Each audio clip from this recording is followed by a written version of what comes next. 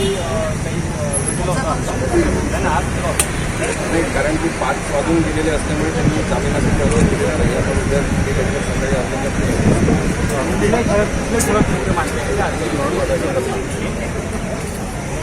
म्हणजे माझ्यासाठी आनंदाची गोष्ट ही आहे की काल आपल्या सगळ्यांसमोर सांगितलं दारूबंदीचं शिक्षण लावलं पाहिजे आणि त्यांनी आज दारूबंदीचे कलम लावलेलं आहे. त्यानंतर 420 हे कलम लावलेलं आहे, कारण की गाडीचं रजिस्ट्रेशन झालेलं नाही आहे.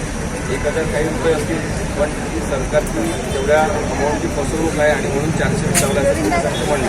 आता 420 टिकाऊ आहे की नाही हा वेगळा मुद्दा आहे, पण एवढी महागडी कार घेऊन सुद्धा रजिस्ट्रेशन न करता गाडी चालवण्यात आली याचा अर्थ सरकारची फसवणूक झालेली आहे असं आपल्याला म्हणता येऊ शकते. त्यामुळे 420 कलम लावलेले आहे. जे वाढीव कलम लावलेले आहेत ते आरोपीसाठी कठीण जाणारं पुढे आणि त्यामुळे मला असं वाटतं की त्यांनी केवळ जामिनावर हा फोकस केलेला असल्यामुळे या कलमांना विरोध करण्यात आलेला नाही, पण जामीन झाल्यानंतर जे वाढीव कलम पोलिसांनी लावलेले आहेत त्याला सुद्धा आरोपीतर्फे विरोध करण्यात येईल असं मला वाटतं. 420 कलम लावणं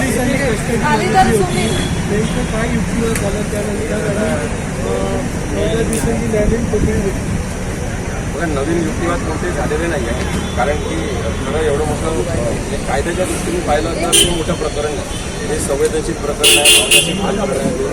मुलांचा अपघात मृत्यू झालेला आहे, त्यामुळे ते अत्यंत गंभीर प्रकरण आहे.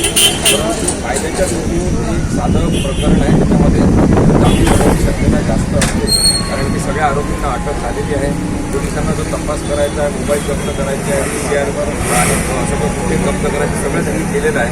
आणि जे ओनर्स आहेत त्यांच्यातर्फे वकिलांनी आज जे कागदपत्र फॉर्मचं रजिस्ट्रेशन आणि बाकी सगळे आहेत किंवा त्यांच्या बिअर बारच्या परमिटचे हे सगळेच कागदपत्र त्यांनी स्वतःच कोर्टामध्ये दिलेले आहे. त्यामुळे तो एक ग्राउंड होतं पोलिसांचं की आम्हाला पब आणि बिअर बार किंवा यांचे लायसन्स परमिट आणि त्यांच्या सगळ्या कागदपत्रांची तपासणी करायची. स्वतःच कागदपत्र पोलिसांना आज न्यायालयाच्या मार्फत देण्यात आलेले असल्यामुळे तो सुद्धा मुद्दा आपोआपच गौण झाला आणि म्हणून न्यायालयाने त्यांना मॅजिस्ट्रेट एकूण किती जण होते?